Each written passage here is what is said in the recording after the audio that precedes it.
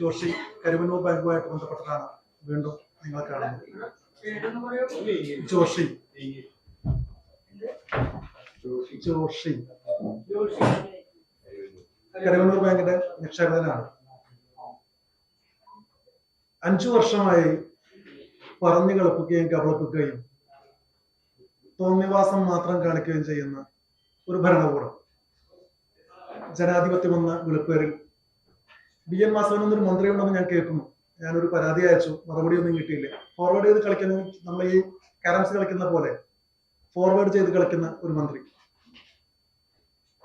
ഇപ്പൊ പറയുന്നു CPM കട്ടെടുത്ത ബാങ്കുകളെക്കാൾ കൂടുതൽ കോൺഗ്രസിന്റെ ബാങ്കുകളും ഇതേ രീതിയിൽ ചെയ്തിട്ടുണ്ടത്രേ.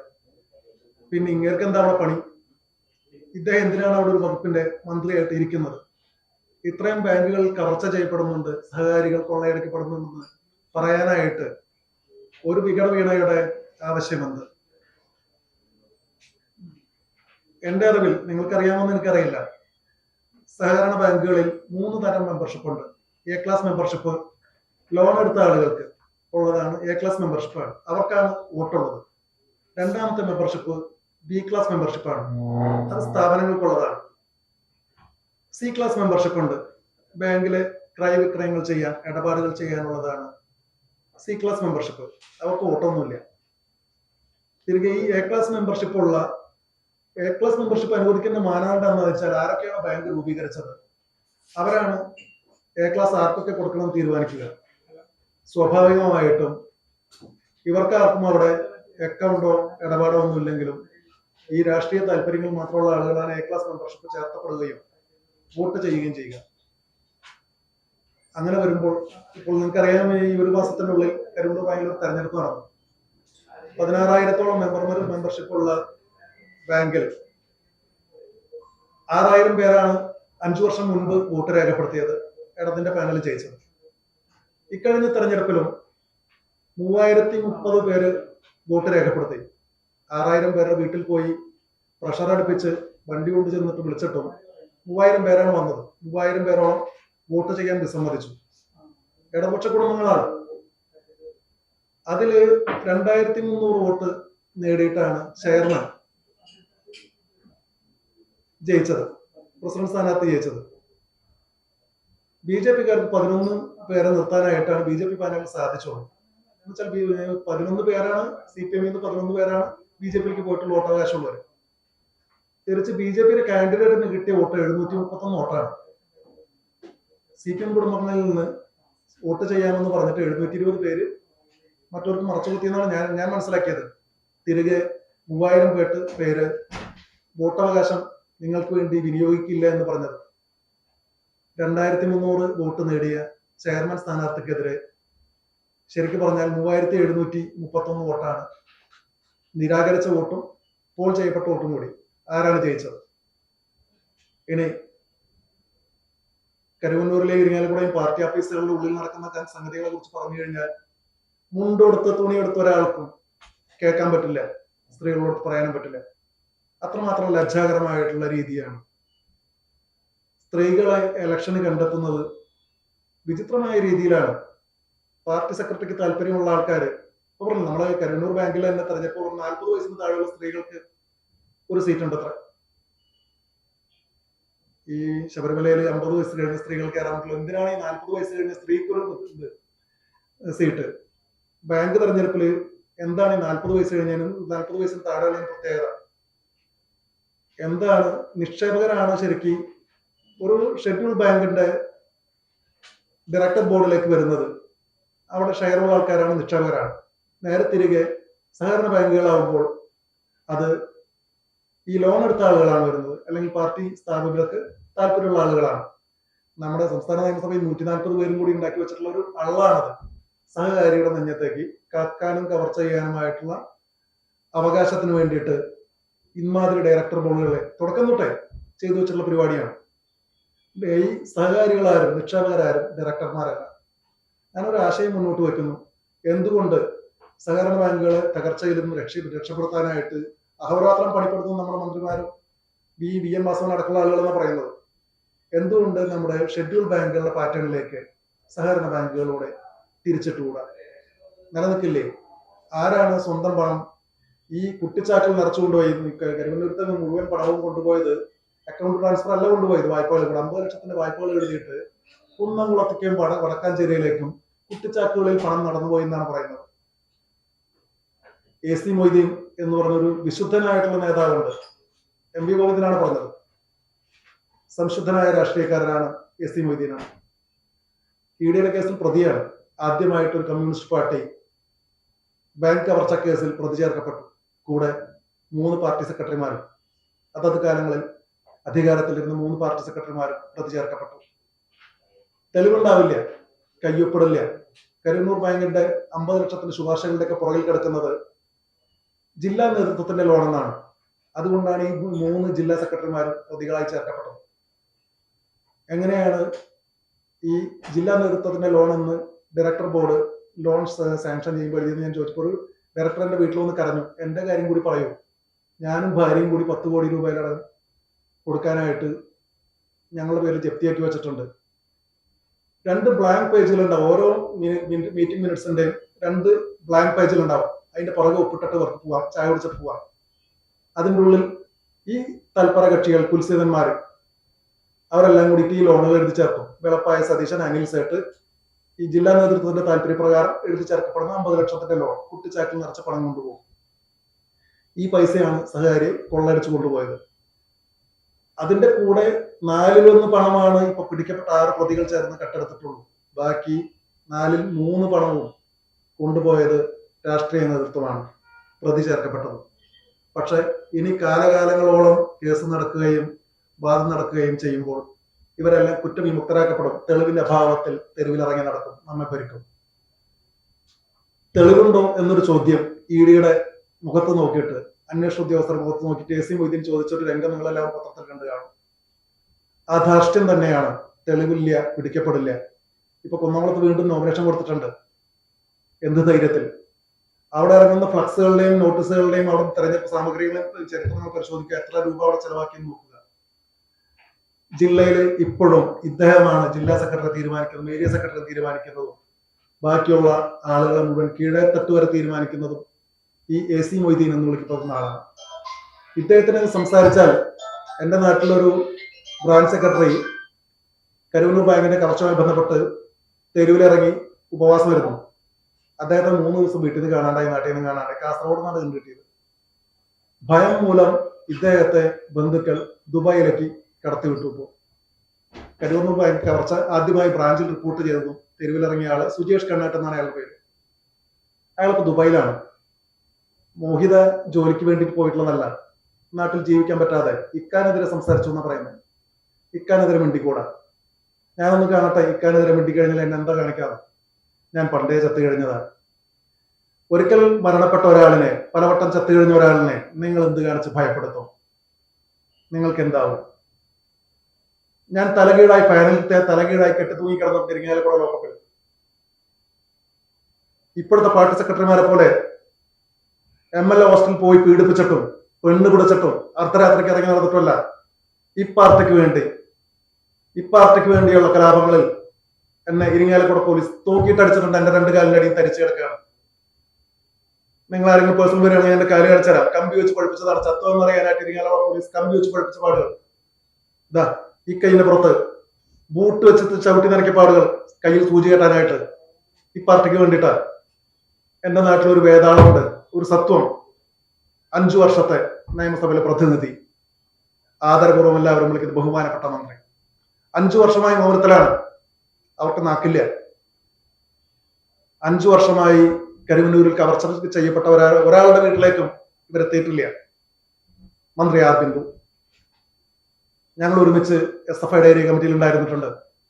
ഞാൻ SFIയിലേക്ക് വരുന്നത് ആദ്യം DYFIയിലേക്കും പിന്നീട് പാർട്ടി മെമ്പർഷിപ്പും 3ാമത്തെ വർഷത്തെ പാർട്ടി മെമ്പർഷിപ്പിലാണ് എന്നോട് പറഞ്ഞത്, ക്രൈസ്റ്റ് കോളേജിലെ കുട്ടികൾ തല്ലുള്ളരുത് ജോഷി, നീ എന്താ അവിടെ ഉണ്ടായിട്ട് ക്രൈസ്റ്റ് കോളേജിലെ കുട്ടികൾ തല്ലുള്ളരുത്. അങ്ങനെയാണ് ഞാൻ SFIയിലേക്ക് വരുന്നത്.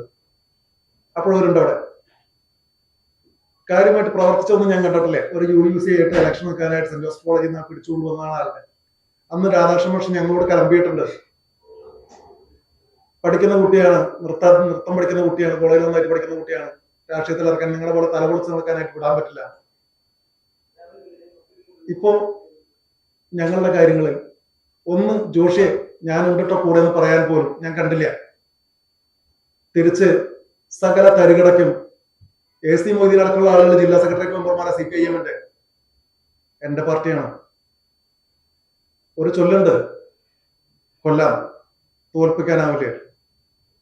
ലോകത്ത് എവിടെയെങ്കിലും അനീതി നടക്കുന്നെങ്കിൽ പ്രതികരിക്കുന്നവരാണ് നിങ്ങളെങ്കിൽ നമ്മൾ സഖാക്കളാണ്, അല്ലെങ്കിൽ എല്ലാം അതിന് അർത്ഥമുണ്ട്. പുലരി തേടിയിറങ്ങുന്നവരുടെ നെറ്റിയിൽ കാലം പതിച്ചു കൊടുത്ത ചുടുചുംബനത്തിന്റെ പേരാണ് കമ്മ്യൂണിസം. അല്ലാതെ കള്ളന്റെയും കവർച്ചക്കാരന്റെയും തെമ്മാടിയുടെയും തെരുവുകുണ്ടയുടെയും പേരിൽ മന്ത്രിമാർ അഴിഞ്ഞാടി പതിച്ചു കൊടുക്കുന്നതിന്റെ പേരല്ല കമ്മ്യൂണിസം. ഞാനൊരു കമ്മ്യൂണിസ്റ്റാണ്, സഖാവാണ്. നേരും തെളിവുള്ള ആത്മനെ സഖാവായ നേരെ തിരികെ ഇപ്പോഴിരിക്കുന്ന ഈ കുതികാലഘട്ടത്തിന്റെ രാഷ്ട്രീയക്കാർക്ക്, തെമ്മാടികൾക്ക്, നെറികെട്ട മനുഷ്യർക്ക് അങ്ങനെ വിളിക്കാനേ ആവില്ല. CMR അല്ല ഇന്ന് 2.25 കോടി രൂപ ഇത് എന്തിനോ വാങ്ങിയിട്ട്, എന്തിനാ വാങ്ങിയത് ഇപ്പോഴും പറയുന്നില്ല. അതിന് ടാക്സ് അടച്ചാൽ അത് നിയമവിധേയമായി അങ്ങനെ പറയുന്ന ആളുകളുടെ രാഷ്ട്രീയം എന്ത് ഔചിത്യബോധമാണുള്ളത്, എന്ത് നെറിയാണുള്ളത്?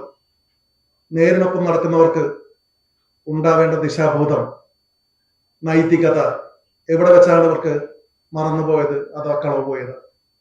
ഇവരെവിടെ നിന്നാണ് വരുന്നത്? ഇവരെവിടേക്കാണ് പോകുന്നത്? എന്താണ് കമ്മ്യൂണിസം? എന്താണ് മാർക്സിസം? മാർക്സും ലെനിനും മാർക്സും ഏംഗൽസും പറഞ്ഞ ഇതാണ്. കട്ടും മുച്ചിട്ട് കള്ളു എല്ലാ തെമ്മാടിത്തരം കാണിച്ചിട്ട് ഈ ചെടിച്ചട്ടിയാണ് ഇപ്പോഴത്തെ ആയുധം. പോലീസിലെ ആയുധം ചെടിച്ചട്ടിയാത്രേ.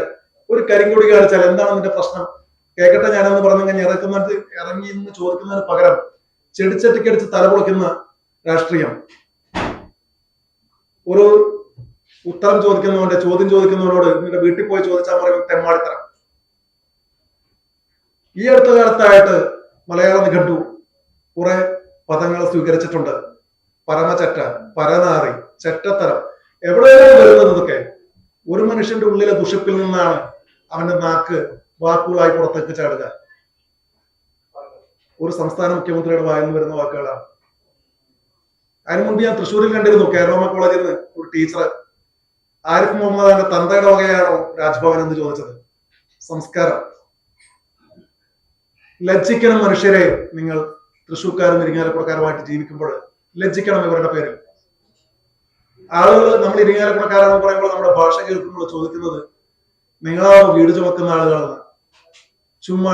ചുമ്മാട് വെക്കാതെ ഒരു സ്ത്രീ വീട് ചുമക്കുന്നു എന്ന് പറയുന്ന ആള് മലയാളം ഇംഗ്ലീഷ് സാഹിത്യത്തിൽ ലിറ്ററേച്ചറിൽ PhD-യും MPhil ഉള്ള ആളാണ്. മര്യാദയ്ക്ക് 4 വാക്ക് ഇംഗ്ലീഷ് സംസാരിച്ചുകൂടെ? അറിയില്ലെങ്കിൽ മലയാളത്തിൽ പറഞ്ഞ പോരെ? ഇനി അവരോടല്ല ഹൂ കെയേഴ്സ്, രാഹുൽ മാങ്കൂട്ടത്തിൽ മാത്രമല്ല ഹൂ കെയേഴ്സ് പറയുന്നത്, ഇവരും പറയുന്നുണ്ട്. ഇവർക്ക് യാതൊരു ഭയവുമില്ല. എന്തൊക്കെ വന്നാലും ഞാൻ കഴിഞ്ഞ തെരഞ്ഞെടുപ്പ് വരെ അരിവാളിൽ കുത്തിയ ആളാണ്. നമുക്ക് എന്തൊക്കെ കൃത്യങ്ങൾ കണ്ടു കഴിഞ്ഞാലും ആ ചിഹ്നം കാണുമ്പോൾ നമ്മുടെ കയ്യങ്ങട്ടേ പോവുള്ളൂ. അതിനെ മുതലെടുത്ത് ജീവിക്കുന്ന ക്ഷുദ്രജീവികൾ. എവിടെയാണ് ഇവരുടെ ചുവപ്പുള്ളത്? ഉടയാടകളിലല്ലാതെ ഉള്ളിൽ എവിടെയാണ് ചുവപ്പുള്ളത്? സംശയിക്കേണ്ടിയിരിക്കുന്നു. ഈ 5 വർഷം നിരാലംബരായ മനുഷ്യരെ തെരുവിൽ തള്ളിക്കൊണ്ട് മൗനം പാലിച്ച ബിന്ദു കുറ്റക്കാരിയാണ്. കരുവന്നൂർ വിധി എഴുതിയേ പറ്റുള്ളൂ. ഓരോ സഹകാരിയും അവന്റെ വീട്ടിലുള്ള ഒരു വോട്ട് പോലും ബിന്ദുവിന്റെ ബാലറ്റിലേക്ക് പോകരുത്. എതിരെ കുത്തണം. ചതിച്ചവനെ കുതികാൽ വെട്ടുന്നതിൽ യാതൊരു വക വിഷമം വിചാരിക്കേണ്ട കാര്യമില്ല. ഈ വക ആളുകളായിരിക്കരുത് ജനപ്രതിനിധികൾ. MLA ഹോസ്റ്റലിൽ, ഇരിങ്ങാലക്കുട MLA-യുടെ ഹോസ്റ്റലിലാണ് ഒരു പെൺകുട്ടി പീഡിപ്പിക്കപ്പെട്ടത്. DYFയുടെ വനിതാ നേതാവായിരുന്നു. എവിടെയായിരുന്നു ഇവരുടെ നാക്ക്? ഇവരിതുവരെ ശബ്ദിച്ചിട്ടുണ്ടോ? ഇവരൊരു വനിതയല്ല, ഞാൻ സ്ത്രീയാണെന്ന് നാഴേക്ക് 40 വട്ടം പറയുന്ന ആളല്ലേ? ഇവരുടെ ശബ്ദം എവിടെ പോയി? ആ പെൺകുട്ടിയെ വീട്ടിൽ ചെന്ന് പേടിപ്പിച്ചത് ഈ ജനാധിപത്യ മഹിളാ അസോസിയേഷൻ നേതാവ് വരെ ഉണ്ടായിരുന്നു. ആ പെൺകുട്ടിയെ വീട്ടിൽ ചെന്ന് പേടിപ്പിച്ചത് കേസ് പറയരുതെന്ന് പറഞ്ഞിട്ട്, മൊഴി പറയരുതെന്ന് പറഞ്ഞിട്ട്. ഇപ്പോഴും ഭയപ്പാടുള്ള ആളുകൾ, തുറന്നു പറയാനായിട്ട് ഭയമുള്ള ആളുകൾ എത്രയോ. ഇനി ഞാൻ നിങ്ങൾക്കൊരു കാര്യം പറഞ്ഞുതരാം. കരുവന്നൂർ ബാങ്ക് 4 ലക്ഷം രൂപ വായ്പ എടുത്ത ഒരാളുടെ 8 ലക്ഷം രൂപയ്ക്ക് ജപ്തിയാക്കി അയാളുടെ 20 സെന്റ് സ്ഥലം പിടിച്ചെടുത്തിട്ട് 12 സ്ഥലം എഴുതി 12 സെന്റ് 1 ലക്ഷം രൂപ വെച്ചിട്ട് എഴുതി വാങ്ങി. അയാളെ കിടപ്പ് രോഗിയാണ്, 3 കൊച്ചുകുട്ടികൾ, ഭാര്യ അടുക്കളപ്പണിക്ക് പോകുന്നു. അയാൾക്ക് 4,35,000 രൂപ തിരികെ കൊടുക്കാൻ വേണ്ടിട്ട് എഴുതി വെച്ചിട്ട് ഇപ്പൊ 8 വർഷം, 2017 ഇപ്പൊ 8 വർഷം തിരഞ്ഞെടുക്കുന്നു. 1 രൂപ കൊടുത്തിട്ടില്ല. അയാൾ കിടപ്പാണ്, പാലിയേറ്റീവ് കെയറുകാരാണ് അയാൾ കൊണ്ടുപോയിട്ട് ഫിസിയോതെറാപ്പി കൊണ്ടുവരുന്നത്. ഇപ്പോഴും കൊടുത്തിട്ടില്ല. എവിടെയാണ് സാമൂഹ്യക്ഷേമം? ഇരിങ്ങാലക്കുടയിലെ മന്ത്രിയാണ്, ഉന്നത വിദ്യാഭ്യാസം മാത്രമല്ല സാമൂഹ്യക്ഷേമം കൂടിയുണ്ട്. കൂത്തും കൂടിയാട്ടവും റീൽസ് പിടിക്കലും ആളുകളെ പറഞ്ഞു പറ്റിക്കലും മാത്രമല്ല വികസനം, വിദ്യാഭ്യാസവും. വീണു പോകുന്ന ആളുകൾക്ക് വേണ്ടിയിട്ട് ഒരു വലിയ ആശുപത്രി പണിതിട്ടുണ്ട്, ശരിയാണ്, പോയി കിടക്കാം. സ്വന്തം പണത്തിൽ സ്വന്തം ചികിത്സ നടക്കാനായിട്ട് സ്വന്തം പണം വേണമെന്ന് പറഞ്ഞ ആ ഫിലോമിന ചേച്ചിയോട് പറഞ്ഞത് സർക്കാർ ആശുപത്രി പോയി കിടച്ചാവാമായിരുന്നില്ല എന്നാണ് ചോദിച്ചത്. എന്ത് നീതിബോധം! മനുഷ്യരെ നമ്മൾ ലജ്ജിക്കേണ്ടിയിരിക്കുന്നു. ഇവർക്കെതിരെ വിധി എഴുതിയേ പറ്റുള്ളൂ. ഇത്തവണ ഇവർ ജയിച്ചുകൂടാ. ഇനിയും 5 കൊല്ലം തുടരാനിരിക്കുന്ന അനീതികൾക്കായിട്ട് ഒരു ജനപ്രതിനിധി ഉണ്ടായിക്കൂടാ. മറ്റാരെങ്കിലും ആവട്ടെ ഇരിങ്ങാലക്കുട പ്രതിനിധി. ഔചിത്യബോധം ഉണ്ടാവേണ്ടിയിരിക്കുന്നു. മനുഷ്യർക്ക് നീതിബോധം ഉണ്ടാവേണ്ടിയിരിക്കുന്നു. എതിരെ വിധി എഴുതുക. ലോകത്തെവിടെയെങ്കിലും അനീതി നടക്കുന്നുണ്ടെങ്കിൽ അതിനെതിരെ പ്രതികരിക്കുന്നവരാണ് എങ്കിൽ മാത്രം നമ്മൾ സഖാക്കളാണ്. 40 ലക്ഷം രൂപ എന്റെ ഭാര്യയുടെ പേരിലുണ്ട്. അതില് ബാങ്കിന്റെ കണക്കുപ്രകാരം 36 ലക്ഷം രൂപയാകുന്നുള്ളൂ. പലിശ വെട്ടിപ്പ് തുടരുകയാണ് ഇപ്പോഴും. കഴിഞ്ഞ പാർലമെന്റ് ഇലക്ഷന്റെ തലേന്ന് 33,15,000 രൂപയായിരുന്നു. അത് കഴിഞ്ഞ 5 വർഷം മുൻപ് നമ്മൾ തിരികെ ചോദിക്കുമ്പോൾ അതിന്മേൽ പലിശ കൂടിയിട്ടാണ് ഇപ്പോൾ 40 ലക്ഷം ആയിട്ടുള്ളത്. ഞാനൊരു കൊമേഴ്സ് ബിരുദധാരിയാണ്. അവരെനിക്ക് 8.5% ഓഫർ ചെയ്തിരുന്ന പലിശ. അത് RTGS ആക്കി ട്രാൻസ്ഫർ ചെയ്യാനായിട്ട് SB അക്കൗണ്ടിലേക്ക് മാറ്റുകയും അന്ന് തൊട്ട് SP പലിശ 4% പതിക്കുകയാണ് ബാങ്ക് ചെയ്തത്. തുടർന്ന് ഞാൻ അതിന് 17 കത്തോളം കൊടുത്തു. സംസ്ഥാന മുഖ്യമന്ത്രിക്ക് അടക്കം കത്ത് കൊടുത്തു. ആ മറുപടി ഒരെണ്ണം വന്നത് എന്നോട് സംസ്ഥാന മുഖ്യമന്ത്രിയുടെ ദുരിതാശ്വാസ നിധിയിലേക്ക് അപേക്ഷിക്കാനാണ്. ആ കയ്യക്ഷരം കണ്ടു കഴിഞ്ഞാൽ മനുഷ്യൻ കാർക്കിച്ചു തുപ്പും. നിങ്ങൾക്ക് ആർക്കെങ്കിലും ഈ മലയാളം കണ്ടിട്ട് ബാക്കി ചോദിച്ച തരാം. ഇത് കണ്ടു കഴിഞ്ഞാൽ കാൽ തുപ്പും, ഇത് മലയാളമാണെന്ന് പറഞ്ഞു കഴിഞ്ഞാൽ. സംസ്ഥാന മുഖ്യമന്ത്രിയുടെ മറുപടി വന്നതാണ്. ഇത്രയും അക്ഷരാഭ്യാസം ഇല്ലാത്ത ഒരാളിനെയാണോ സംസ്ഥാന മുഖ്യമന്ത്രി മറുപടിക്കായി തിരുത്തിയിട്ടുള്ളത്? ഞാൻ സംസ്ഥാന മുഖ്യമന്ത്രിയുടെ ദുരിതാശ്വാസത്തിനാണ് ഞാൻ അപേക്ഷിച്ചത്. എന്റെ പ്രവർത്തനമല്ലേ അത്? പിന്നീട് കഴിഞ്ഞ ഇലക്ഷന്റെ തലേന്ന് എന്റെ ഫോണിലേക്ക് ഒരു 4 വിളികൾ നടത്തരാത്രി 11 മണിക്ക്, പിറ്റേ ദിവസം കാലത്ത് 7 മണിക്ക് ഞാൻ സുനിൽ കുമാറാണെന്ന് പറഞ്ഞു. ഞാൻ ഇടപെടാം. അയാൾ ഇടയിൽപ്പെട്ടു. 4% പലിശ പതിച്ചതും RTGS കാലത്ത് 1 രൂപ പലിശ എനിക്ക് തരില്ല എന്ന് പറഞ്ഞത്. RTGS ആക്കി ട്രാൻസ്ഫർ വെച്ചു കഴിഞ്ഞാൽ പലിശ പതിക്കാനാവില്ല അത്ര. എല്ലാത്തിനും 8.5% വെച്ച് അപ് ടു ഡേറ്റ് ആയിട്ട് ആ ഇലക്ഷന്റെ തലേന്ന് വരെയൊക്കെയുള്ള പലിശ പതിച്ചു തന്നു.